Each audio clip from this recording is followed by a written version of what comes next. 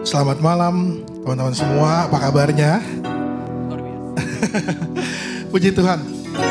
Teman-teman, rekan-rekan percaya bahwa kita ada di tempat ini semua dalam keadaan yang baik hanya karena kasih karunia Tuhan dalam kehidupan kita. Amin. Amin. Amin. Kita akan mulai ibadah kita. Saya undang untuk semuanya boleh sama-sama berdiri. Teman boleh sampaikan salam satu dengan yang lainnya. Boleh tanyakan kabarnya, apa kabar? Apa kabar? Puji Tuhan, semua karena penyertaan Tuhan di dalam kehidupan kita. Mari kita sama-sama bersatu hati, kita tundukkan kepala kita bersatu di dalam doa. Kami mengucap syukur Tuhan untuk kebaikan-Mu, kami mengucap syukur untuk anugerah-Mu dalam kehidupan kami. Malam hari ini kami akan beribadah, kami hendak memuji Tuhan, kami hendak menyembah Tuhan. Karena itu kami persiapkan hati kami malam hari ini untuk terima yang terbaik dari Tuhan. Terima kasih Allah yang baik, Allah yang luar biasa dalam kehidupan kami. Kami mengucap syukur, kami akan memuji Engkau. Di dalam nama Tuhan Yesus Kristus, setiap kita yang percaya, sama-sama kita katakan, amin. Mari tepuk tangan buat Tuhan saudara. Haleluya. Mari sama-sama menyembah Dia. Kami menaikkan syukur kami. Kami berterima kasih Tuhan. Anugerah-Mu besar. Terima kasih.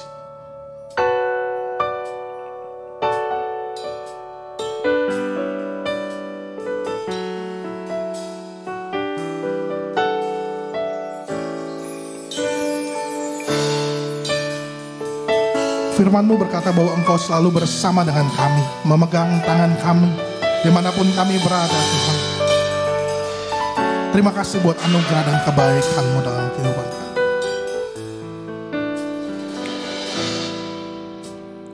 Firman-Mu berkata Kau besertaku,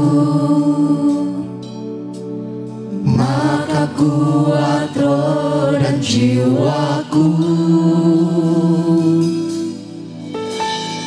Tangan-Mu Tuhan selalu ku nantikan, di setiap langkah ku percaya. Firman-Mu berkata Kau besertaku, maka kuat roh dan jiwaku.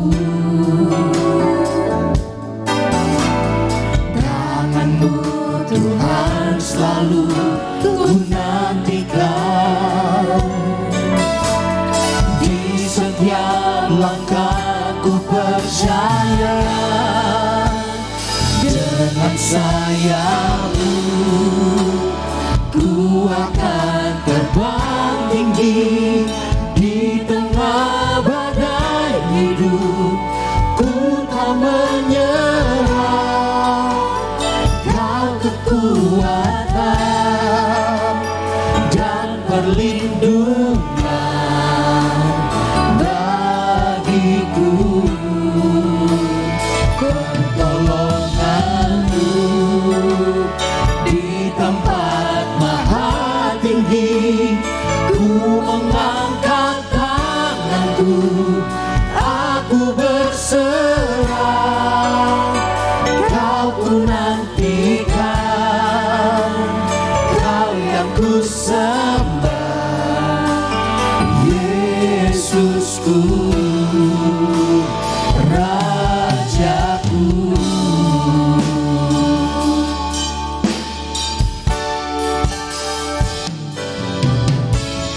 Firman-Mu berkata Kau besertaku, kami selalu kuat, maka kuat roh dan jiwaku. Kami menantikan Engkau. Tangan-Mu Tuhan selalu ku nantikan, di setiap langkah ku percaya. Dengan sayap-Mu ku akan terbang tinggi, di tengah badai hidup ku tak menyerah, Kau kekuatan dan perlindungan bagiku. Pertolongan-Mu di tempat maha tinggi, ku mengangkat tanganku, aku berserah. Kau ku nantikan, Kau yang ku sembah.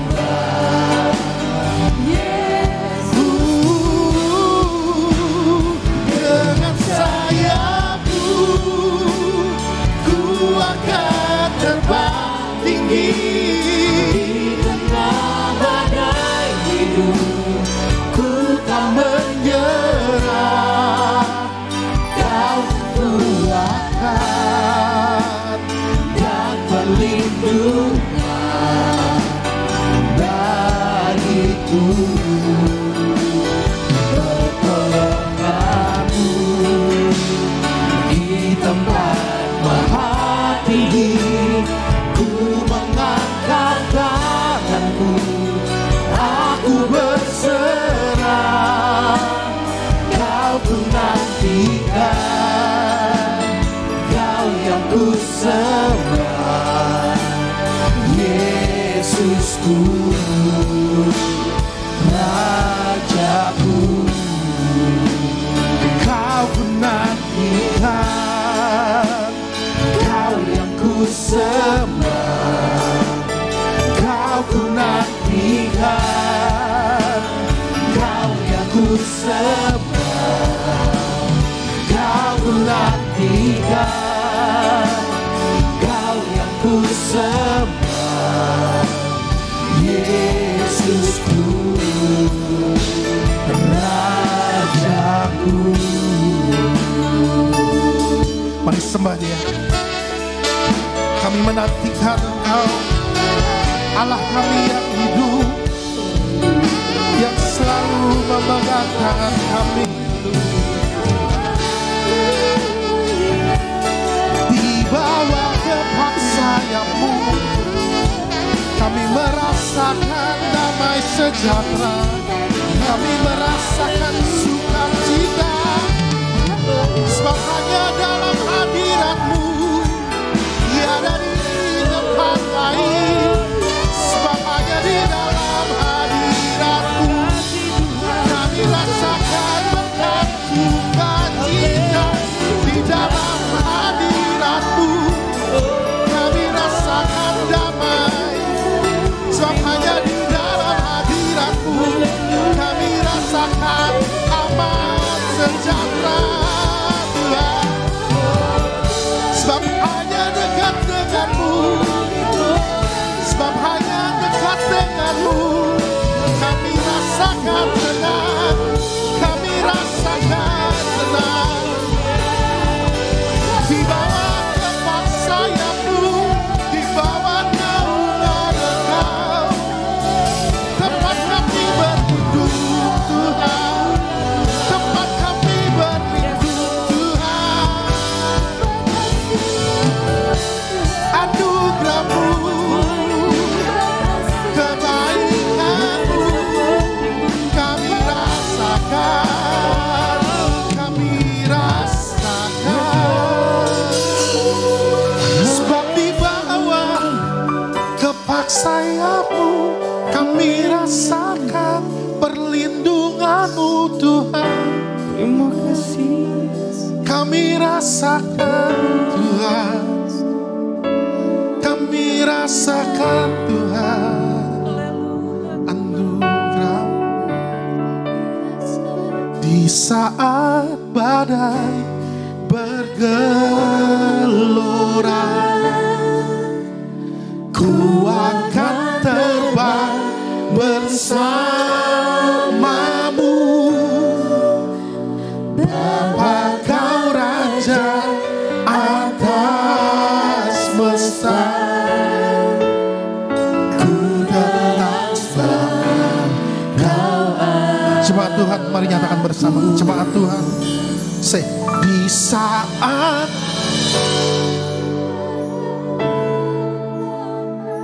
ini kami Tuhan, setiap anak menyatakan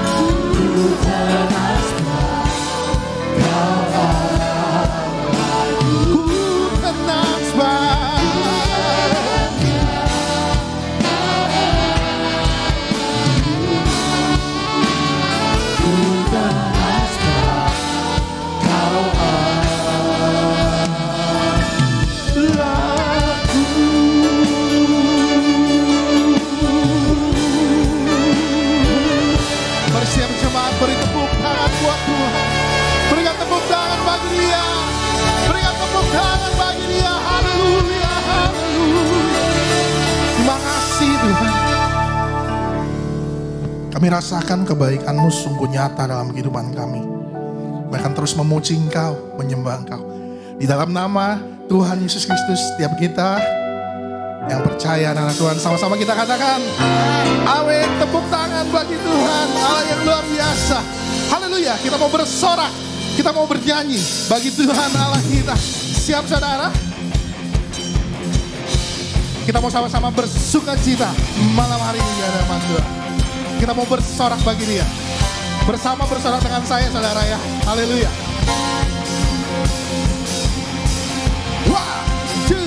One, two, say.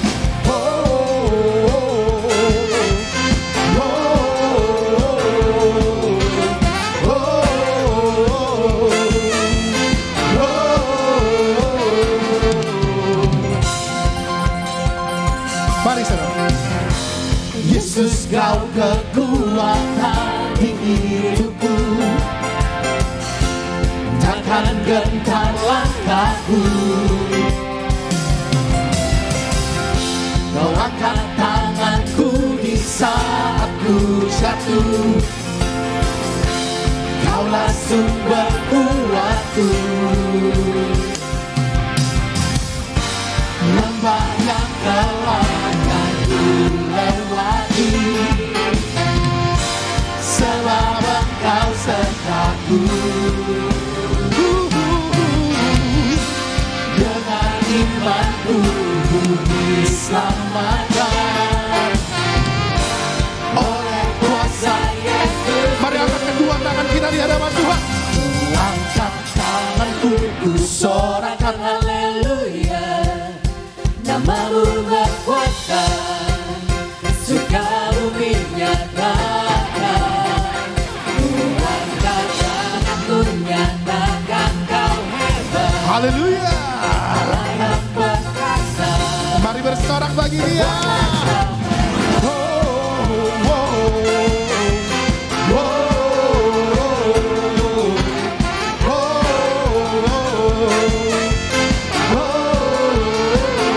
Nyatakan bersama. Yesus Kau kekuatan di hidupku, takkan gentar langkahku. Kau angkat tanganku di saat ku jatuh, Kaulah sumber kuatku.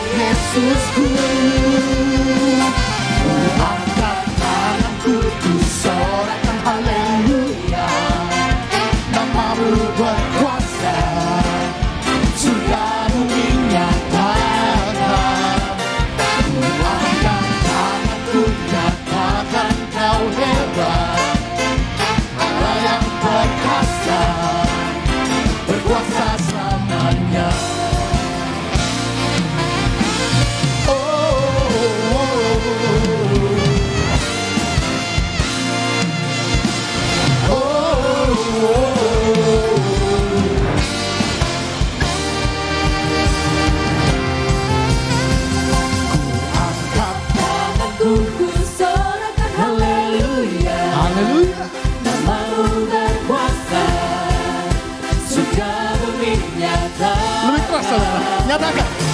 Angkat tanganku nyatakan kau hebat, Allah yang berkuasa, berkuasa. Sekali lagi dengan saya, mari nyatakan. Ku angkat tanganku, ku sorakan haleluya, namamu berkuasa, sudah bumi nyatakan. Ku angkat tanganku nyatakan kau hebat, Allah yang berkuasa, berkuasa selamanya. Ku angkat tanganku, ku sorakan haleluya, namamu berkuasa, sudah bumi nyatakan.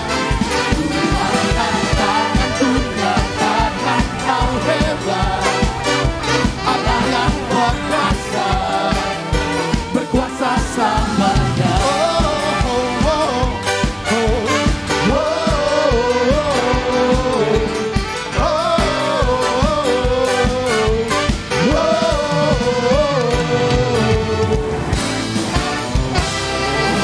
Haleluya, tepuk tangan bagi Allah yang hebat. Tepuk tangan bilang di mana yang hebat. Haleluya. Puji Tuhan, saya persilahkan untuk rekan-rekan boleh duduk kembali. Malam hari ini, mohon izin waktunya sedikit saja, karena ada satu kesaksian yang akan disampaikan oleh istri saya dan juga saya. Haleluya, ada kebaikan Tuhan, nanti akan disampaikan buat saudara, semoga kesaksian ini dapat menjadi berkat.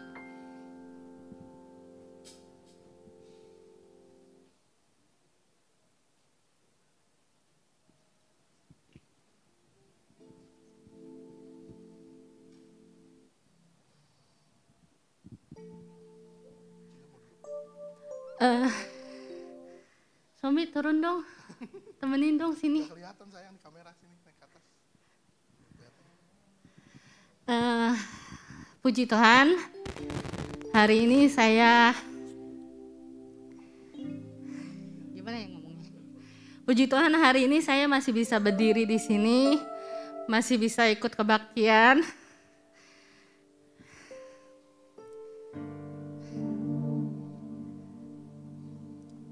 Semua karena kuasa Tuhan.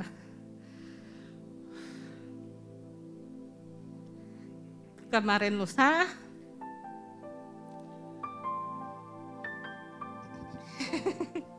Puji Tuhan. Bapak Ibu ada sedikit kesaksian dari kami berdua. Jadi kemarin lusa hari ini hari Kamis ya. Kemarin hari Selasa, istri saya pulang kerja ceritanya malam. Sekitar jam 7 malam. Habis buka puasa gitu ya. Jadi dia biasa memang bawa mobil sendiri. Hari itu malam itu pulang lewat jalur yang biasa. Bahkan kami lewat, bukan kami ya. Dia lewat jalur yang ramai. Kita lewat jalan panjang kemarin. Kemudian dari Dan Mogot mau masuk ke jalan panjang itu kan ada jalan kereta ya. Nah di palang pintu kereta itu tiba-tiba ada 2 motor nyerempet ke mobil. Jadi kayak lawan arah gitu dari depan, motong langsung. Begitu motong, kemudian dia bilang istri saya ini nyerempet dia gitu kan. Jadi langsung teriak-teriak, oh nyerempet gitu lah ya kira-kira ya. Nyerempet nih kaki kena nih apa segala macam. Nah, tanpa babi bu dia langsung entah pakai apa, ambil barang, dia langsung gebrak itu kaca. Bang! Begitu udah kaca pecah, kayaknya bukan cuma kaca depan, tapi kaca depan pecah. Bukan pecah lah, retak gitu ya, retak sampai lumayan besar sih. Retak, kemudian dia juga kayaknya ada hancurin spion, dia mau patahin itu spion. Kemudian istri saya dikejar gitu ya, istri saya dikejar. Jadi istri tetap jalan terus, dia dikejar kan langsung gitu kan, gitu. Nah, tapi istri tetap jalan terus. Dari situ kan ada lampu merah pertama, lampu merah kedua, dan lampu merah ketiga. Lampu merah yang Green Garden yang pertama, terus ada lampu merah lagi, Green Garden juga, yang McDonald, kemudian ada lampu merah lagi yang Holland Bakery. Nah istri itu sebelum lampu merah Holland Bakery, dia akhirnya minggir karena terdesak juga ya. Akhirnya minggir di lampu merah yang ketiga itu di Holland Bakery, di depan situ ada Tiki, minggir di situ. Setelah itu ya mulailah 4 orang laki-laki itu menodong gitu lah ya. Kayak kamu harus ganti lah bla bla bla bla. Nah, hari itu entah kenapa istri saya tuh ketinggalan handphonenya. Jadi nggak bawa handphone. Makin bingung kan mau hubungin saya gimana. Akhirnya dia pinjem handphone dari penjahatnya, telepon saya terus dia bilang, yang tolong dong, saya kena masalah nih di jalan. Gitu. Saya lagi baru sampai rumah kemarin itu, lagi sampai rumah beli makan kan, baru pengen makan gitu kan, satu suap, tiba-tiba telepon gitu. Ya sudahlah, tinggalin dulu makanan jalan gitu. Nah waktu itu ada papa saya di rumah, saya bilang, Pak ikut yuk Pak. Kenapa? Saya bilang Javelin, paling nabrak lagi. Udah sering nabrak soalnya. Jadi saya pikir udahlah perkara nabrak, nanti kita ngomonglah baik-baik gimana jalan keluarnya gitu ya. Apa harus diganti atau bagaimana. Tapi ternyata waktu kami datang, saya sama papa datang sampai tempatnya, Javelinnya nggak ada, dia nggak ada sama mobilnya nggak ada. Nah, bingung dong, saya bingung, kok kenapa di tempat yang dituju ini nggak ada. Akhirnya saya sama papa tuh muter-muter naik motor nyari nggak ketemu. Nah, kita balik lagi ke tempat yang dia bilang tadi, terus dibilang sama orang yang di dalam tiki itu, iya Pak tadi ada 4 pemuda atau ada orang-orang muda gitu, itu teriak-teriak berantem katanya. Saya kan jadi deg-degan dong, aduh ini kenapa ya gitu ya, ada apa. Udah gitu saya nggak bisa hubungi dia karena nggak bawa handphone. Akhirnya papa tungguin di tempat tiki itu dan saya muter, saya naik motor, saya puter, saya cari-cari dia, nggak ketemu. Itu benar-benar saya panik kan. Saya panik tuh dalam arti gini, saya bilang ini diapain ya gitu. Jangan-jangan, saya tuh pikirnya udah, wah diculik ini. Bang ini biar gede-gede begini kan, ini milik saya paling berharga loh. Jadi saya juga takut juga kalau dia diculik kan. Saya udah pikiran saya macam-macam deh, udah ditulik, saya takut dia di abuse, takut dia yang paling jelek tuh pikiran saya takutnya ini abis diculik, ginjalnya diambil nih. Aduh saya bilang, aduh Tuhan tolong gimana ini ya. Tapi kami gak bisa berbuat apa-apa, mau gak mau nungguin dia. Terus saya pikir udahlah saya balik ke parkiran aja, karena kami parkir di dekat rumah, dengan berharap bahwa dia bakal udah sampai rumah dan masalah udah selesai gitu kali ya. Saya pikir kalau urusan tabrakan mungkin udah selesai kali gitu ya. Begitu sampai parkiran, dia gak ada. Waduh makin panik lagi, ini kemana ini orangnya, ini kemana. Nah waktu kami balik lagi ke tempat tiki, dia baru ada dan dia baru cerita. Nah saya mau kasih tahu sama teman-teman gini. Kita yang namanya orang Kristen itu selalu kena apapun, sulit kita bilang untuk itu musibah. Kalau buat saya sama istri, mungkin awalnya kita merasa bahwa itu musibah nih, musibah. Tapi setelah kami renungkan kebaikan Tuhan, saya bisa bilang ini untung. Kenapa saya bilang untung? Karena tadi hari ini saya benerin mobil saya masih di bawah, masih dilakbanin karena kita baru ganti kaca, masih belum selesai. Untung yang pertama adalah waktu masuk dari jalan panjang itu, dari lampu merah pertama, kedua dan ketiga itu nggak ada tempat minggir. Jadi kalau istri minggir di pinggir jalan, itu semua orang tuh cuma jalan terus. Kemungkinan besar dia akan bisa dirampok. Saya bisa bilang kalau itu dibegal. Kenapa? Karena melihat dari spion saya yang dihancurin sama kaca depannya yang mau dihancurin sama dia. Berarti itu tujuannya udah mau ngebegal. Saya bilang untung karena dia tidak jadi dibegal. Tapi dia hanya ditodong. Ibu punya uang berapa? Katanya. Istri saya bilang punya uang, nih saya punya uang 200.000. Akhirnya dikasih 200.000 dan ditinggal. Untung yang kedua adalah, untung ketemunya hanya orang yang pengen duit kecil. Saudara bayangkan kalau dia ketemunya sama penculik yang tadi saya bilang, nggak ketemu lagi nih yang model kayak begini nih, cari di mana-mana nggak dapet. Untung yang kedua, untungnya dikasih 200.000 pergi. Bayangkan kalau misalnya diambil semua tasnya sama dompet-dompetnya, wah itu repot sekali kita urusannya. Dan untung yang ketiga adalah di waktu kami terima hal ini, ya, untungnya masa-masa baru terima THR ya, jadi bisa benerin mobil. Kalau enggak, saya harus berapa lama itu ya pakai mobil kacanya pecah. Aduh, Tuhan sungguh baik lah. Tapi intinya adalah gini. Yang paling terakhir, untung yang berikutnya adalah saya bersyukur karena istri saya selamat. tidak diapa-apakan, semua dalam keadaan yang baik, tidak disentuh, bahkan tidak ditoel. Puji Tuhan, semuanya karena anugerah dan kebaikan Tuhan dalam hidup kami. Malam harinya istri masih shock. Saya juga, kalau saya sebagai laki-laki bukan shock ya, saya kesel. Nanti kalau saya ketemu saya belah-belah nih orang ini. Cuman ya puji Tuhan gak ketemu sama orangnya saya. Tapi malam itu kami berdoa, saya sharing, saya telepon Ko Beni dan beberapa leaders, kita cerita, saya minta Ko Beni doakan, dan malam itu kami kembali berdoa. Satu hal yang kita minta sama Tuhan, Tuhan saya minta damai sejahtera, sukacita dari Tuhan. Karena kalau Tuhan kasih damai sejahtera, sukacita, di dalam badai segelap apapun, hati pasti akan merasa tenang. Dan puji Tuhan, malam itu kami bisa tidur dengan nyenyak. Saya nggak tahu, kamu nyenyak gak ya? Nyenyak ya? Saya tidur nyenyak. Saya dan istri, semua anak-anak tidur nyenyak. Besok paginya kami bisa kerja kembali dengan baik. Pokoknya semuanya bisa berjalan dengan baik. Seakan-akan ya, seperti tidak ada apa-apa. Tapi saya percaya bahwa semua sukacita damai sejahtera itu karena Roh Kudus yang turunkan dalam hati dan kehidupan kami. Maka kami bisa jalanin hari-hari ini dengan baik. Puji Tuhan, itu kesaksian dari kami. Semoga dapat memberkati kita semua. Beri kemuliaan buat Tuhan.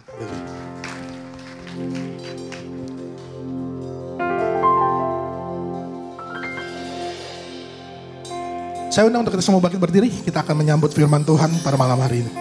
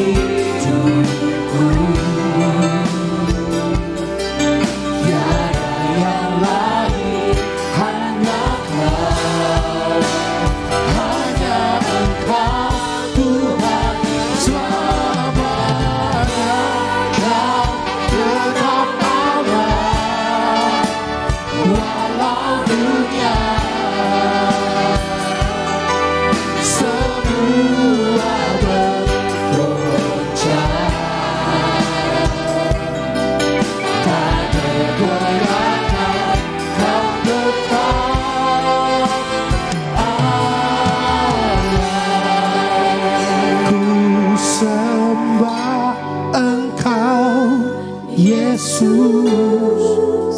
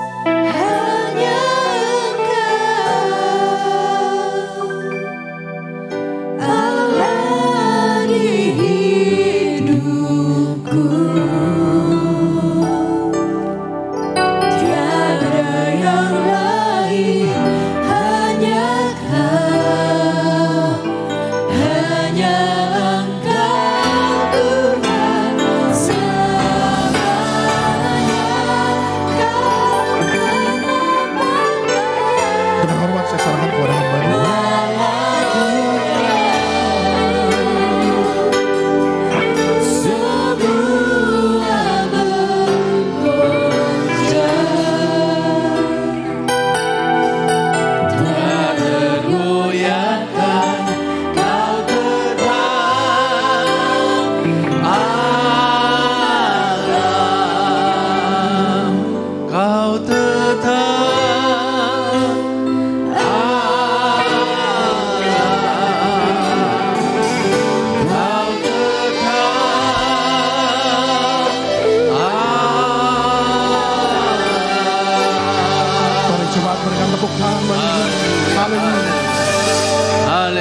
Terpujilah namamu Tuhan, kekal selama-lamanya. Allah kami yang hebat, Allah kami yang dahsyat, Allah kami yang luar biasa, yang kami sembah di dalam nama Yesus Kristus, Allah yang telah hadir di tengah-tengah kami malam ini. Kami buka hati kami mau terima firman Tuhan melalui khotbah Alkitab yang akan hamba-Mu sampaikan. Berbicaralah kepada kami di dalam nama Tuhan Yesus, haleluya. Yang percaya katakan amin, amin. Silahkan duduk kembali. Shalom Bapak Ibu, saudara-saudara yang kekasih. Senang bisa berjumpa kembali dengan saudara-saudara semua. Terima kasih kepada Ketua dan juga kepada Pak Hira yang telah memberikan saya kesempatan untuk berbicara pada malam ini. Saya diberikan judul The Perfect Love, kasih yang sempurna. Mari kita membaca satu ayat yang akan menuntun kita di dalam pemberitaan firman pada malam ini. Efesus pasal 3 ayat 18. Efesus pasal 3 ayat 18, ini ayat saya paling suka sekali, ini ayat favorit saya. Kita baca bersama-sama, 2, 3. Aku berdoa supaya kamu bersama-sama dengan segala orang kudus dapat memahami betapa lebarnya dan panjangnya dan tingginya dan dalamnya kasih Kristus. Haleluya, puji Tuhan. Jadi firman Tuhan mengajar kepada kita supaya kita ini bisa memahami betapa lebarnya, betapa panjangnya, betapa tingginya, betapa dalamnya kasih Kristus. Satu kata, betapa luar biasanya kasih Kristus itu. Kepada siapa? Kepada kita semua. Katakan amin. Betapa luar biasanya kasih Kristus itu. Dan kasih Kristus itu adalah kasih yang sempurna. Bukan kasih yang bercela, tapi kasih yang tanpa cela. Kasih yang sempurna. Kasih yang hanya memberi, tak harap kembali. Itu kasih Kristus. Kasih yang tidak pernah meminta sesuatu dari kita. Dia hanya memberikan kasih, memberikan kasih. Itu kasih Kristus yang luar biasa. Berbahagialah saudara-saudara yang telah menerima kasih yang luar biasa. Kasih yang sempurna ini. Yang sangat berbeda dengan kasih kita kepada sesama kita. Kasih Kristus sangat berbeda dengan kasih manusia. Secinta-cintanya seorang pacar kepada pacarnya, seorang suami kepada istrinya, orang tua kepada anaknya, maka saudaraku, cinta manusia itu tidak bisa dibandingkan dengan cinta Tuhan kepada kita. Katakan amin. Dan itulah hebatnya kasih Tuhan itu, kasih yang sempurna. Dan karena kasihnya yang sempurna itulah hari ini kita bisa diselamatkan. Siapa kita saudaraku? Pemberontak, ya toh, sudah dikasih kesempatan, tapi kadang-kadang kita masih saja abaikan kesempatan itu. Kita kadang-kadang suka mengkhianati dia, bukan hanya satu kali, tapi berkali-kali kita mengkhianati dia. Tapi coba lihat, kasih Tuhan tetap datang buat kita. Coba kalau saudara ya dikhianati istrimu atau dikhianati suamimu, masih mau kasih kesempatan enggak? masih sekali-kali. 2 kali mikir, 3 kali pasti nggak mau. Tapi Tuhan kasihnya yang sempurna buat kita. Berkali-kali kita hianati, tetap Dia kasih kesempatan buat kita. Ini kasih yang sempurna. Nah, saudara-saudara yang kasih, lalu karena kita telah mendapatkan kasih yang sempurna yang Tuhan sediakan bagi kita, bagaimana sih harusnya respon kita? Jangan sampai kita ini menyia-nyiakan kasih Tuhan yang luar biasa itu. Jangan sampai barang yang berharga itu kita kemudian lepehkan begitu saja. Dan berapa banyak kita ini seperti itu, saudaraku. Kasih yang sangat berharga itu, yang sangat mulia itu, tapi kita tidak menghargainya. Kita ini membuangnya, kita ini mengabaikannya. Nah, hari ini kita mau belajar bagaimana sih harusnya respon kita yang benar terhadap kasih Tuhan yang luar biasa itu. Yang pertama, kita harus belajar untuk mengasihi Tuhan. Walaupun mungkin kita tidak bisa sempurna mengasihi Dia, tapi tetap harus belajar mengasihi Tuhan. Dan kasih Dia, kita kepada Dia, tambah hari harus tambah besar. Tambah hari tambah dalam. Tambah hari tambah lengket. Katakan amin. Jangan tambah hari tambah jauh. Tambah hari tambah bosan. Tambah hari tambah kita ini, saudaraku, menghindar dari Dia. Tapi harusnya tambah hari tambah dekat. Tambah hari tambah cinta Tuhan. Nah, saudara-saudaraku, walaupun memang kasih kita ini tidak bisa sempurna kepada Tuhan, tapi kita harus belajar tambah hari tambah dekat. Tambah hari tambah sempurna. Tambah hari tambah cinta Tuhan. Katakan amin. Yohanes 14:15 firman Tuhan berkata begini, jikalau kamu mengasihi aku, kamu akan menuruti segala perintahku. Banyak orang bertanya bagaimana sih kalau orang mencintai Tuhan itu? Firman Tuhan mengajar kalau kita mengasihi Tuhan, mencintai Tuhan, kita harus mengikuti segala perintahnya. Sederhana saja, kalau kita sayang pacar kita sayang pasangan kita sayang istri kita, suami kita, pasti kita akan melakukan apa yang Dia minta kepada kita. Betul tidak, saudaraku? Ya. Tapi kalau saudara tidak sayang sama Dia, saudara pasti akan mengabaikan. Dan kadang-kadang kan kita seperti itu ya. Kalau baru bertemu, awal baru menikah, semua yang diminta oleh pasangan kita lakukan. Kenapa? Cintanya masih gede. Tapi kenapa ya? Dengan berjalannya waktu, kok kita mulai suka menghindar. Apa yang Dia minta kita tidak lakukan. Bahkan yang sederhana sekalipun kita mengabaikan. Kenapa? Waspadalah, saudaraku. Waspadalah. Itu tanda cintamu mulai melemah. Itu tanda cintamu mulai luntur. Nah, kepada Tuhan, kalau kita cinta sama Dia, kita mengasihi Tuhan, maka kita pasti akan melakukan perintahnya. Apapun yang Dia minta kita lakukan. Tapi kalau cinta kita sama Tuhan ini sudah mulai memudar, maka kita akan mulai mengabaikan perintah-perintah Tuhan. Makanya orang kalau mengalami cinta mula-mula ya saudaraku, apapun yang diminta kita pasti lakukan. Cinta mula-mula. Tapi coba lihat, kalau cinta mula-mulanya itu sudah mulai pudar, maka yang ringan sekalipun pasti tidak dilakukan.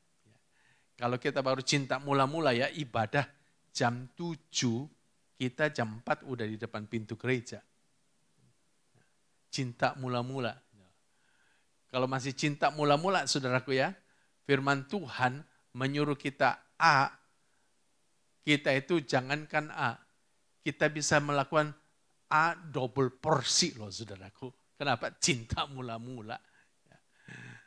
Makanya orang kalau ngalami cinta mula-mula, waduh dia semangat sekali, berkobar-kobar kali. Tapi coba lihat, setelah waktu berlalu, cintanya mulai memudar. Maka lihatlah kesetiaannya, ketaatannya kepada Tuhan juga mulai memudar. Jadi saudaraku, betapa pentingnya memang kita ini mengasihi Tuhan dengan sungguh-sungguh.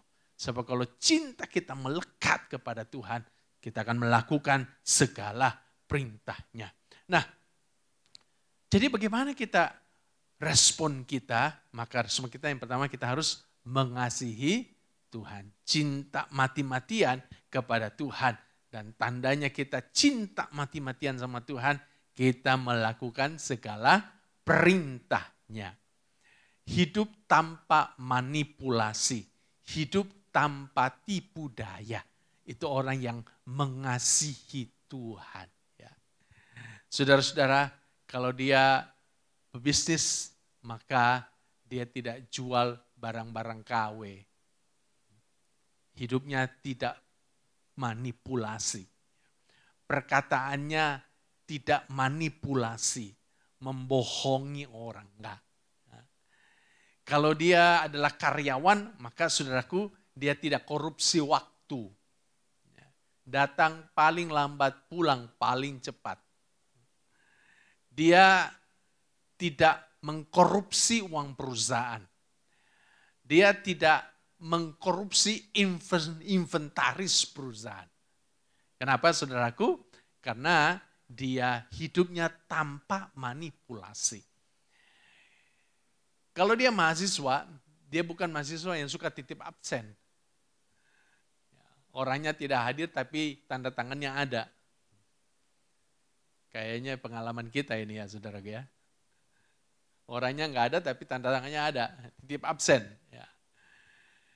Kalau dia suami saudaraku, maka dia bukan suami yang suka pergi dengan mantan. Alasannya rapat tapi ternyata keluar dengan mantan. Jadi kita ini betul-betul harus benar mengasihi Tuhan dengan menuruti segala perintahnya. Nah, ini tanda saudara-saudaraku kita adalah orang yang mengasihi Tuhan.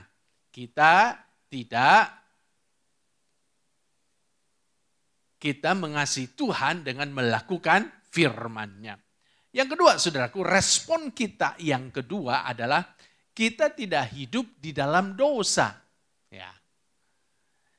Kalau kita berkata, saya mengasihi Tuhan, tapi kita jatuh bangun dalam dosa, tiap hari berbuat dosa, sesungguhnya kita belum mengasihi Tuhan sungguh-sungguh. Kita tidak hidup di dalam dosa, artinya kita tidak tenggelam di dalam dosa. Kita tidak berkubang di dalam dosa. Kita tidak asik dengan dosa kita. Ya. Nah, ini the perfect love. Cinta yang sempurna dari Tuhan. Jadi betapa dalamnya, betapa panjangnya, betapa tingginya, betapa lebarnya kasih Kristus itu kepada kita. Kita responi dengan tidak hidup di dalam dosa. Tidak berkubang di dalam dosa. Nah, dosa itu kan saudaraku kadangkala awalnya itu mengerikan. Tapi lama-lama jadi keenakan. Ya. Lama-lama awalnya menakutkan. Karena ada ancaman dari dosa kan. Tapi lama-lama kemudian yang menakutkan tidak lagi menjadi yang menakutkan. Kenapa? Karena kita sudah keasikan dengan dosa. Itu bahayanya saudaraku dosa. Dan dosa ujung-ujungnya mendatangkan maut bagi kita. Dosa itu selalu menghancurkan. Kalau saudara punya bisnis yang baik, tapi kalau saudara hidup dalam dosa, nanti bisnismu pasti akan hancur. Saudara punya karier yang baik, tapi kalau saudara hidup dalam dosa, kariermu akan hancur. Saudara punya pelayanan yang baik, tapi karena saudara hidup dalam dosa, pelayananmu akan hancur. Jadi dosa itu selalu menghancurkan. Orang yang memelihara dosa, di ujungnya dia akan menemukan kehancuran. Itulah sebabnya kenapa Tuhan Yesus dia mau datang ke dalam dunia, menebus kita dari dosa. Kenapa sampai dia mau mati di kayu salib? Mati untuk tebus dosa kita. Sebab kalau kita tidak ditebus dengan dosa, maka kehancuran yang akan kita alami. Kita belum masuk neraka, Di dunia kita sudah mengalami neraka. Kehancuran bisnis kita, kehancuran karir kita, kehancuran rumah tangga kita. Dan saya sudah banyak ketemu sama orang-orang yang seperti ini. Yang dia hidup dalam dosa, dia pelihara dosa, bisnisnya kemudian hancur. Karirnya hancur, rumah tangganya hancur, pelayanannya hancur. Akhirnya relasinya dengan Tuhan juga hancur. Jadi menyedihkan memang saudaraku. Karena itulah kita harus memberikan respon yang benar. Kita jangan hidup di dalam dosa. 1 Yohanes 3 ayat 9 dalam terjemahan Alkitab bahasa Indonesia sehari-hari. Ayat ini berkata begini. Orang yang sudah menjadi anak Allah tidak apa saudara terus-menerus berbuat dosa. Artinya dia tidak hidup di dalam dosa. Sebab sifat Allah sendiri ada padanya. Dan karena Allah itu Bapanya, maka ia tidak dapat terus-menerus berbuat dosa. Wah, luar biasa loh saudaraku ya. Jadi kalau memang kita ini sudah menjadi anak Allah, ciri khasnya anak Allah, dia tidak terus-menerus hidup dalam dosa. Bisa nggak dia jatuh dalam dosa? Bisa saja. Tapi waktu dia jatuh, maka dia bangun lagi, dia bangkit lagi, dia bertobat lagi, dia tinggalkan dosanya. Tapi dia tidak akan terus-menerus hidup di dalam dosa. Terus-menerus berkubang di dalam dosa. Dia tidak seperti itu. Dan saudara-saudaraku, inilah yang harusnya menjadi ciri khas daripada anak-anak Tuhan. Tidak terus-menerus hidup dalam dosa, itu membuat kita kemudian bisa hidup di dalam kekudusan. Dan orang kalau dia hidup dalam kekudusan, maka dia bisa memandang Tuhan. Saya mau ulangi ya. Kalau kita tidak terus-menerus hidup dalam dosa, itu akan memampukan kita hidup di dalam kekudusan. Dan orang yang kudus itu bukan berarti tiap hari pakai pakaian putih, celana putih, rambutnya putih. Kalau ngomong haleluya. Kalau jatuh kepleset haleluya. Bukan itu. Nah, saudara-saudaraku, jadi betapa pentingnya kita ini memiliki satu kehidupan yang selalu menyenangkan hati Tuhan. Nah, orang yang sudah menjadi anak Allah tidak terus-menerus berbuat dosa. Ya. Tapi ketika dia jatuh dalam dosa, dia akan bangkit lagi, dia akan bertobat lagi, dan dia akan tinggalkan dosa itu. Sebab kalau dia terus-menerus hidup dalam dosa, itu bukan anak Allah, tapi itu anak setan. Coba tanya kiri kananmu, kamu anak setan apa anak Allah? Dan tidak ada seorang pun di antara kita ingin jadi anak setan. Kita semua ingin jadi anak Allah. Sekali lagi ciri khasnya anak Allah, ada gambar ilahi dalam dirinya. Dan ciri khasnya apa? Dia tidak terus-menerus berbuat dosa. Kalau dia jatuh dalam dosa, maka dia akan bangkit lagi, dia bertobat lagi, dan dia tinggalkan dosa itu. Itu hebatnya orang yang dipimpin oleh Roh Kudus. Jadi saudaraku, baik sekali kalau kita ini bukan menjadi anak muda, dewasa muda yang hidup dalam dosa. Karena dosa itu selalu menghancurkan. Dosa itu tidak pernah memberkati. Kalau saudara simpan dosa, dosa apapun, dosa besar, dosa kecil, itu selalu menghancurkan. Saudara simpan dosa dalam hubungan suami dan istri, dalam hubungan keluarga, nanti satu hari dosa itu akan menghancurkan keluargamu. Saudara simpan dosa di dalam karirmu, ada ketidakjujuran dalam membangun karirmu, satu hari nanti dosa itu akan menghancurkan karirmu. Saudara simpan dosa di dalam mengelola bisnismu, saudara orang tidak tahu, tapi Tuhan tahu, dan satu hari bisnismu yang sudah berkembang, sudah maju, bisa hancur kalau sudah tidak bertobat dari dosa. Jadi memang, saudara-saudaraku, dosa itu selalu menghancurkan. Kenapa? Karena memang dosa itu selalu mendatangkan maut. Dosa itu tidak pernah memberkati. dosa itu tidak pernah membangun. Kalau kita hidup dalam dosa, pasti di ujungnya ada kehancuran. Kehancuran bisnis kita, kehancuran rumah tangga kita, kehancuran karir kita, kehancuran kesehatan kita. Karena memang dosa itu, saudaraku, desainnya adalah kehancuran.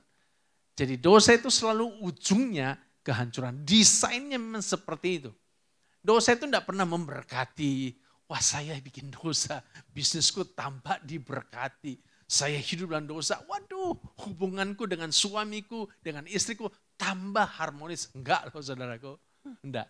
Kalau saudara simpan dosa, orang lain enggak tahu tapi Tuhan tahu, maka ujungnya selalu kehancuran. Dan itulah memang hakikat daripada dosa. Dan itu imbalannya dosa, upahnya dosa adalah kehancuran, adalah maut. Ya, karena itu kita tidak hidup di dalam dosa. Ini respon kita, saudaraku ya. Kalau saudara masih hidup dalam dosa, saudara harus tinggalkan dosa. Jangan saudara berkubang di dalam dosa. Setiap dosa pasti selalu ujung-ujungnya kehancuran. Dosa nggak pernah memberkati. Kalau saudara hidup dalam dosa, seorang profesional ujung-ujungnya kehancuran profesimu. Kalau saudara seorang kepala rumah tangga, saudara simpan dosa dalam hubungan suami dan istri, maka ujung-ujungnya kehancuran rumah tanggamu. Sebab memang hakikat daripada dosa adalah kehancuran. Dosa itu tidak pernah membangun, memberkati, menguatkan. Dosa itu selalu menghancurkan. Dosa itu ujungnya setelah kehancuran adalah maut. Dan ini yang paling mengerikan sekali.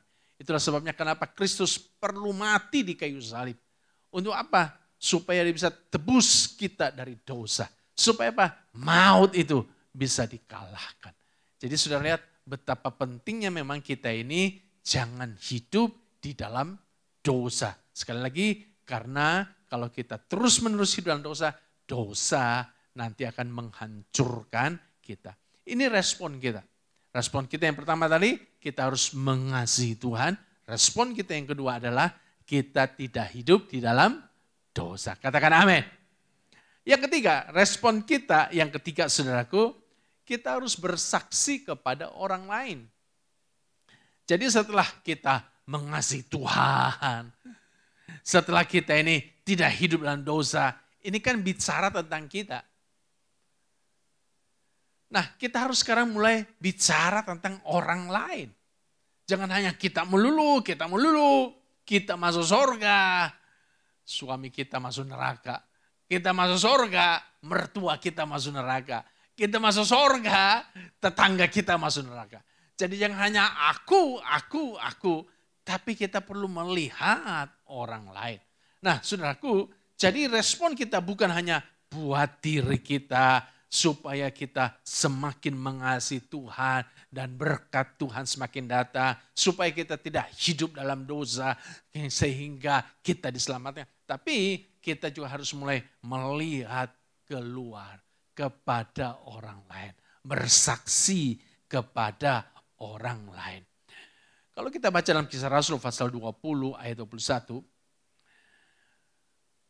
Firman Tuhan berkata begini, aku senantiasa bersaksi kepada orang-orang Yahudi dan orang-orang Yunani supaya mereka bertobat kepada Allah dan percaya kepada Tuhan kita Yesus Kristus. Saudara-saudara, Paulus selalu bersaksi, senantiasa bersaksi. Bukan hanya kepada orang Yahudi tapi juga kepada orang bukan Yahudi. Tujuannya apa? Supaya mereka bertobat. Memang ini tujuan kita bersaksi sama orang, supaya orang bertobat. Supaya orang kenal Tuhan. Jadi tujuan kita bersaksi bukan supaya orang lebih dekat sama kita, orang lebih menerima kepemimpinan kita, orang lebih mengagumi kita. Bukan. Tujuan kita bersaksi adalah supaya orang lebih dekat kepada Tuhan. Supaya orang bertobat. Itu tujuan kita bersaksi. Nah, saudara-saudaraku, jadi Paulus berkata, aku senantiasa bersaksi kepada orang-orang Yahudi dan orang-orang Yunani supaya mereka bertobat kepada Allah dan percaya kepada Tuhan kita Yesus Kristus. Ini tujuan kesaksian kita. Dan saudara-saudara, menjadi orang percaya itu memang harus bersaksi. Dan seluruh hidup kita itu adalah sebuah kesaksian. Karena itulah kita harus benar-benar menjaga. Berbicara harus dijaga. Ya. Kita mengerjakan sesuatu harus dijaga. Cara kita bersikap harus dijaga. Kalau saudara mahasiswa, saudara waktu kuliah, waktu mengerjakan ujian harus jaga. Kenapa? Itu sebuah kesaksian. Seluruh dunia akan melihat saudara. Melihat bagaimana saudara di tengah-tengah dunia ini. Ketika saudara menghadapi masalah, punya persoalan, juga seluruh mata memandang kepadamu. Bagaimana saudara menyelesaikan masalahmu. Jadi kita ini sebuah kesaksian saudaraku. Dan kita harus bersaksi kepada orang lain. Dan ini panggilan dari semua orang percaya. Katakan amin. Katakan amin. Nah, saudara sebagai apa? Karyawan, bisnismen, saudara bisa bersaksi dengan profesi saudara. Dan ini harus kita lakukan. Dan ini panggilan kita. Panggilan orang percaya adalah bersaksi. Panggilan orang percaya, saudaraku, melayani, betul. Panggilan orang percaya adalah bersaksi. Itu penting. Jadi kalau saudara tidak pernah bersaksi, maka saudara sebenarnya belum memenuhi panggilanmu. Nah, kesaksian kan bukan hanya lewat kata-kata, tapi kesaksian kan juga bisa lewat gaya hidup kita, cara hidup kita. Saya kan orang pertama yang menerima Tuhan di keluarga besar saya. Kami 7 bersaudara. Dan hari ini saya jadi ngerti kenapa saya jadi orang pertama yang terima Tuhan. Kenapa bukan adik saya? Kenapa bukan kakak saya? Kenapa saya? Ya, dan ini anugerah sebenarnya buat saya. Sehingga lewat kehidupan saya bisa menjadi kesaksian bagi 7 saudara saya yang lain. Dan hari ini semuanya 7 sudah menjadi orang percaya. Ya, mostly saya yang menangkan mereka lewat kesaksian saya. Ya, dimulai dari adik saya, suami istri dan anak-anaknya. Itu buka hati, terima Tuhan. Menyusul kemudian mama saya. Mama saya itu, saudaraku, penyembah berhala yang taat. Wah, itu kalau ada hari-hari agamanya, itu tidak pernah absen mempersembahkan korban buat dewa-dewanya. Dan dia akan ke kelenteng untuk mempersembahkan dewa-dewa, korban untuk dewa. Dia orang yang sangat taat kepada agamanya. Tapi satu hari mama saya kemudian berkata kepada saya, Hengki, mama mau ke gereja. Bawa mama ke gereja. Dan saya bawa dia ke gereja. Beberapa bulan kemudian dia minta dibaptis. Dan waktu dia dibaptis, sebelum dibaptis, dia adakan perpisahan dengan dewanya. Jadi dia bikin sembayangan terakhir. Saya mau bikin perpisahan dengan dewa saya. Ya, it's okay. Dengan pemahamannya yang masih seperti itu, yang masih kanak-kanak rohani, oke. Dan mama saya akhirnya menjadi pendoa syafaat buat saya. Sampai akhir hidupnya setia kepada Tuhan. Ya. Papa saya menerima Tuhan, saudaraku sebelum meninggal. Lalu kemudian menyusul beberapa kakak saya. Buka hati, terima Tuhan. Lalu menyusul adik ponakan saya. Yang terakhir adalah kakak sulung saya. Itu yang terakhir dan Tuhan kasih kesempatan kepada saya untuk membaptiskan dia bersama dengan suaminya. Itu orang yang terakhir dalam keluarga besar saya yang terima Tuhan. Ada kakak laki-laki saya, itu juga bersama istrinya. Saya yang baptiskan saudaraku. Ya, sebelum dia meninggal, dia buka hati terima Tuhan. Jadi ada beberapa kakak saya yang Tuhan kasih kesempatan kepada saya yang layani, saya yang baptiskan mereka. Saudara, dan hari ini semua saudara saya telah menjadi orang percaya. Padahal dulu kami adalah keluarga bukan orang percaya. Jadi Tuhan kasih kesempatan kepada saya untuk memenangkan seluruh saudara saya, ponakan-ponakan saya. Nah, saudara-saudaraku, bersaksi kepada orang lain itu penting. Ini panggilan yang Tuhan berikan kepada kita. Saya nggak tahu saudara ini latar belakang keluarganya seperti apa. Dan kalau saudara adalah satu-satunya orang percaya dalam keluargamu, dengarkan saya, itu sebuah kehormatan yang Tuhan berikan kepadamu. Tuhan tempatkan engkau di tengah-tengah keluargamu supaya kau memenangkan mereka. Dan percayalah, ketika saudara sungguh-sungguh melangkah dengan iman dan sungguh-sungguh menjadi kesaksian, maka lihatlah, hidupmu akan jadi berkat dan satu persatu keluargamu akan dimenangkan, akan menjadi orang percaya. Katakan amin. Jadi betapa pentingnya memang kita ini bersaksi kepada orang lain. Dan Tuhan mau pakai kita untuk jadi berkat buat orang lain. Saudara,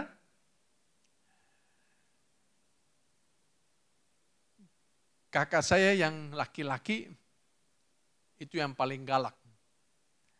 Waktu saya jadi orang percaya, dia masih belum marah. Tapi waktu saya mau jadi pendeta, dia marah sekali. Karena saya ini satu-satunya dalam 7 bersaudara yang sekolah tinggi. 6 saudara saya semuanya bisnismen, pedagang.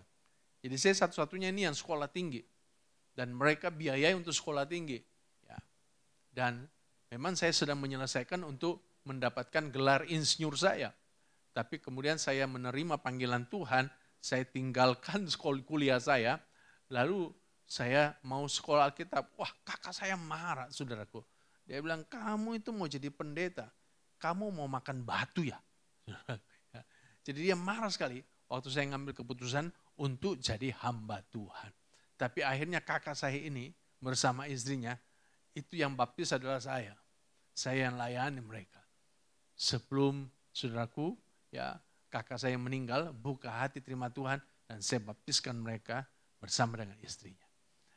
Jadi saudara, Tuhan lihat ketika kita meninggikan Tuhan, maka Tuhan akan menyelamatkan seisi rumah kita. Nah, bersaksi kepada orang lain itu adalah hal yang perlu kita lakukan. Bukan hanya untuk keluarga kita, tapi juga untuk teman kita, untuk orang yang tidak kita kenal. Saudara, waktu saya baru bertobat terima Tuhan, saya ini di kampus ya dikasih julukan pendeta. Di antara tetangga-tetangga saya di rumah dikasih julukan pendeta. Padahal saya bukan pendeta waktu itu, tapi rumahnya mereka lagi bernubuat buat saya. Akhirnya benar-benar saya jadi pendeta. Lah, jadi di kampus saya dikasih julukan pendeta. Kenapa? Karena tiap kali saya ketemu sama teman mahasiswa, saya pasti bicara tentang Yesus. Mulut saya nih nggak bisa tahan untuk tidak bicara tentang Yesus. Saya saksi bagaimana Tuhan menyelamatkan saya. Saya saksi bagaimana Tuhan menolong saya. Saya saksi bagaimana Tuhan mengubahkan hidup saya. Jadi selalu saya ngomong seperti itu, saksi seperti itu. Selalu saya tinggikan nama Yesus. Jadi di kampus saya dikasih julukan pendeta. Kalau teman-teman saya lagi kumpul saudaraku, lalu saya datang dari jauh, mereka bisik-bisik, pendeta datang, pendeta datang, pendeta datang, pendeta datang, pendeta datang, pendeta datang. Jangan banyak ngomong, hati-hati loh, ada pendeta. Begitu loh saudaraku. Saya dapat julukan baru di kampus. Di rumah di antara tetangga-tetangga juga hal yang sama, diberikan julukan yang sama. Pendeta, pendeta, pendeta. Jadi rupanya mereka lagi bernubuat buat saya. Akhirnya benar-benar saya jadi pendeta, saudaraku. Jadi kalau hari ini ya, saudara selalu dikasih julukan pendeta, pendeta. Aminin aja saudaraku. Ya, siapa tahu betul-betul sudah jadi pendeta. Kalau dibilang konglomerat, aminin aja. Siapa tahu betul-betul jadi konglomerat yang cinta Tuhan. Katakan amin, saudara. Jadi baik sekali memang ketika kita ini belajar untuk bersaksi kepada orang lain. Jadi respon kita mengasihi Tuhan yang pertama, yang kedua tidak hidup dalam dosa, dan respon yang ketiga adalah kita bersaksi kepada orang lain. Dan ketika kita mulai bersaksi, nama Tuhan ditinggikan dan Tuhan akan memakai hidup kita. Saya berharap apa yang saya sampaikan ini bisa membawa inspirasi baru kepada saudara-saudara, bisa menambahkan iman saudara. Yang penting adalah bisa membuat saudara bersemangat, berkobar-kobar kembali untuk Tuhan. Tuhan menyertai kita. Kasih tepuk tangan bagi Tuhan Yesus. Kasih Allah, kasih yang sempurna. Kasih Allah, kasih yang luar biasa. Karena kesempurnaan kasih Allah itulah, maka Dia datang mencari kita orang berdosa. Kalau kasih Allah tidak sempurna, Dia tidak akan mencari kita orang berdosa. Sama seperti kita, kenapa kita ini maunya berteman sama yang segaris dengan kita, yang sepaham sama kita. Kalau tidak sepaham sama kita, kita suka menjauh. Kenapa? Karena kasih kita belum sempurna. Kalau kasih kita sudah sempurna, orang lawan kita, menentang kita, tetap kita akan mengasihi orang itu. Kenapa kita lawan Tuhan, kita berbuat dosa, tapi Tuhan tetap mengasihi kita. Karena kasih Tuhan sudah sempurna. Jadi sederhana sekali. Kalau ada orang-orang yang hari-hari ini ya masih punya kebencian, rasa tidak suka kepada temannya, kepada keluarganya, ya itu karena kasihmu belum sempurna. Kalau kasihmu sudah sempurna, kau tidak ada rasa nggak suka sama orang, nggak ada rasa benci sama orang. Seperti Kristus, Kristus nggak ada kebenciannya kepada kita. Kasihnya sempurna, kasihnya luar biasa buat kita. Dan kasihnya yang sempurna itulah yang menyelamatkan kita. Coba seandainya kasih Tuhan seperti kasih kita. Kita ini hanya mau baik sama orang yang baik sama kita. Kita ini hanya mau sayang kalau orang sayang sama kita. Cilaka 13 loh saudaraku. Tidak ada satupun di antara kita akan selamat. Kalau kasih Tuhan seperti kasih kita itu. Tapi kasih Tuhan tidak seperti kasih kita. Kasih Tuhan kasih yang sempurna. Kita lawan Dia, kita hianati Dia, kita marah, kita benci Dia, Dia tetap mengasihi kita. Ada di sini suami yang istrinya mengkhianati dia, selingkuh berkali-kali, masih cinta istrinya? Ada? Ada istri di sini yang suaminya judi, mabok, menyakiti hatinya, KDRT, tapi dia tetap sayang suaminya. Ada? Nah, kita kadang-kala jadi nggak suka kalau orang kasihnya tidak kepada kita. Orang berbuat kasar sama kita, kita langsung menolak. Kita nggak mencintai orang itu lagi. Kenapa? Kasih kita nggak sempurna. Tapi kasih Tuhan itu sempurna, luar biasa. Kita mengkhianati Dia berkali-kali, tetap Dia mencintai kita. Kita berbuat dosa berkali-kali, jatuh bangun dalam dosa, tetap Dia mencintai kita. Kasih Tuhan, kasih yang sempurna. Dan saya mau menawarkan kepada saudara-saudara kasih Tuhan yang sempurna ini. Karena itulah setiap kita punya kesempatan yang baik. Siapapun kita, manusia paling hancur sekalipun, manusia yang hari ini mungkin sedang ada tenggelam di titik nadir, hidup dalam dosa kita yang paling dalam, paling gelap sekalipun, tetap Dia mencintai kita. Tetap ada kesempatan buat kita. Ini kasih Allah yang luar biasa. Dan kesempatan bagi kita untuk bisa menikmati, mengalami the perfect love ini. Mari kita mau datang kepada Tuhan. Karya terbesar dalam hidupku, pengorbananmu yang selamatkanku. Puji Tuhan, haleluya.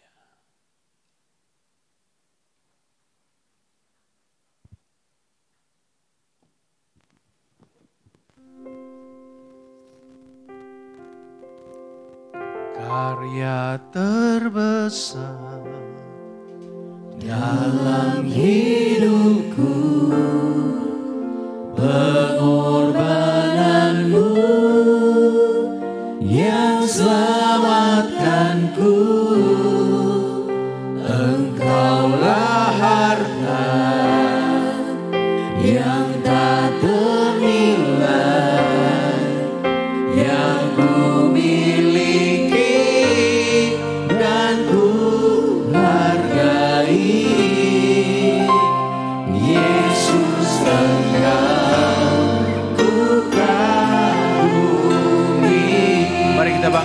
bersama-sama karya terbesar.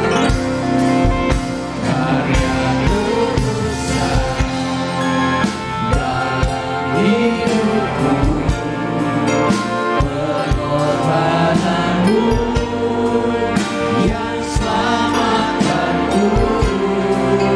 Engkaulah yang tak terhingga, yang ku miliki dan ku hargai. Yesus satu-satuku karya terbesar. Haleluya. Oh, karya terbesar dalam hidupku, pengorbananmu yang selamatkanku. Engkaulah yang tak ternilai, yang ku miliki dan ku hargai. Yesus engkau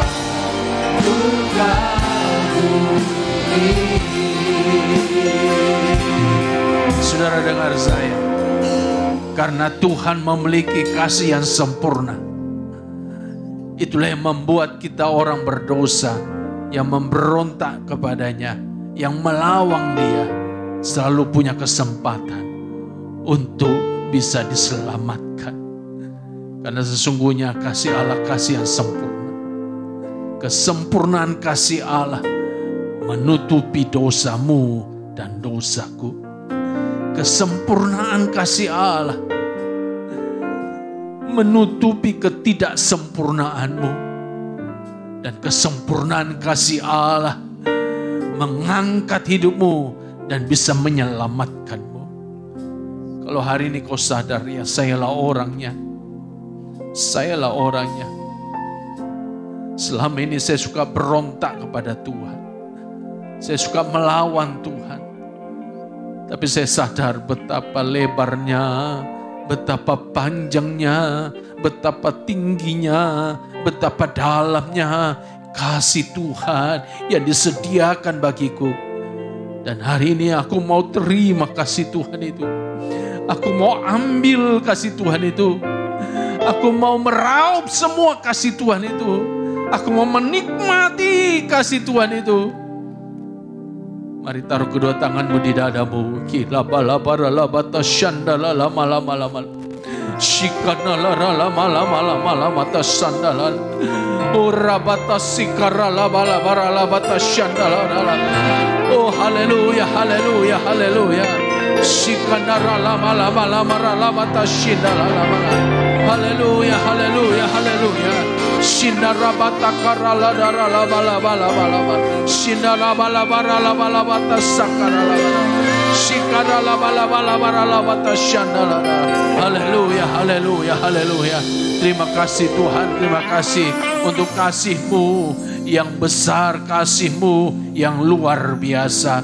Kami meresponinya Tuhan, kami meresponinya. Inalamaralama. Kami bersyukur untuk kasih-Mu yang hebat, yang dahsyat buat kami. Kami mau belajar mengasihi Engkau. Kami mau belajar melakukan perintah-Mu. Kami mau belajar tidak hidup dalam dosa. Kami mau meninggalkan semua dosa kami. Kami tidak mau Tuhan bergumul di dalam dosa kami. Kami mau tinggalkan Tuhan. Dan kami mau belajar bersaksi kepada orang lain. Supaya orang lain juga merasakan kasih-Mu yang hebat itu. Terima kasih untuk firman yang sudah kami dengar. Firman yang mengubahkan kami, menegur kami. Kami simpan setiap firman-Mu dalam hati kami. Kami merenungkannya siang dan malam. Dalam nama Yesus yang percaya katakan amin, amin, amin, amin. Puji Tuhan. Silakan duduk kembali.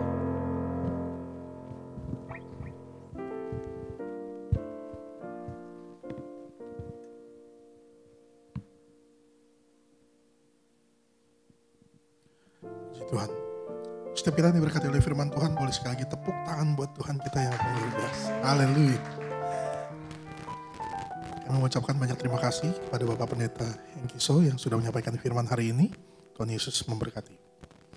Ada beberapa pengumuman yang akan saya sampaikan. Mohon perhatian setiap jemaat Tuhan. Pengumuman yang pertama, seluruh informasi BIC, Bless Impact Community, akan disampaikan melalui WhatsApp grup BIC dan juga sosial media sambil kita masih melihat perkembangan yang ada.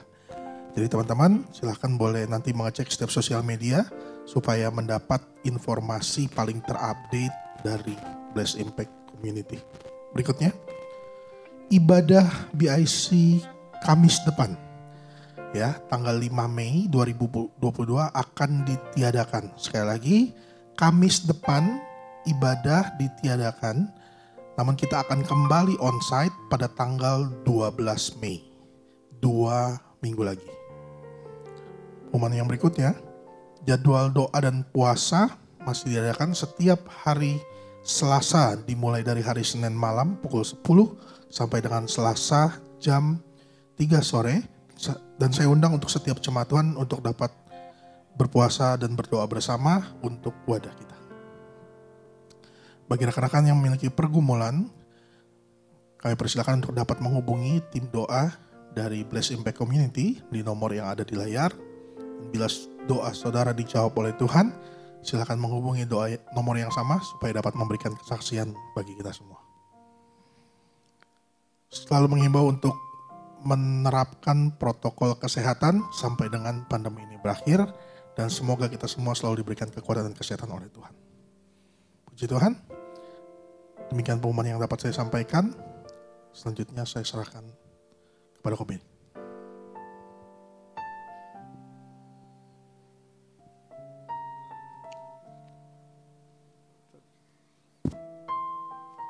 Haleluya. Diberkati oleh firman Tuhan. Amin. Terima kasih sekali lagi Pastor Hengkiso atas firman-Nya. Sekarang tinggal kita praktekkan karena kasih Tuhan sudah besar ditunjukkan kepada kita. Kita praktekkan kasih itu dalam kehidupan kita sehari-hari. Di dalam keluarga, dalam rumah tangga, kepada orang tua dan semuanya. Minggu depan BIC ditiadakan karena mungkin teman-teman perlu berkunjung mudik ke orang tuanya. Silakan saja, yang mau berlibur sekarang sudah boleh diperbolehkan, silakan berlibur tapi tetap pakai protokol kesehatannya. Yang mau pergi ke Bali silakan ke Bali, yang mau ke Singapura silakan ke Singapura.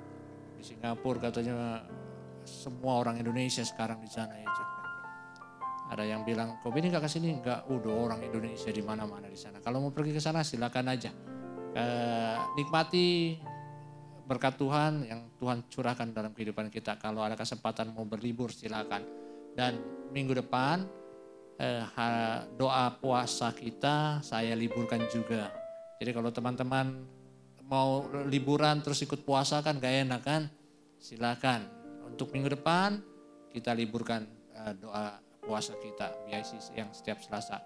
2 minggu lagi kita akan berpuasa kembali. Oke, tidak ada pengumuman yang lain. Kita akan tutup ibadah kita. Saya undang bangkit berdiri. Mari sama-sama berdiri teman-teman semua. Ku sembah Engkau Yesus, hanya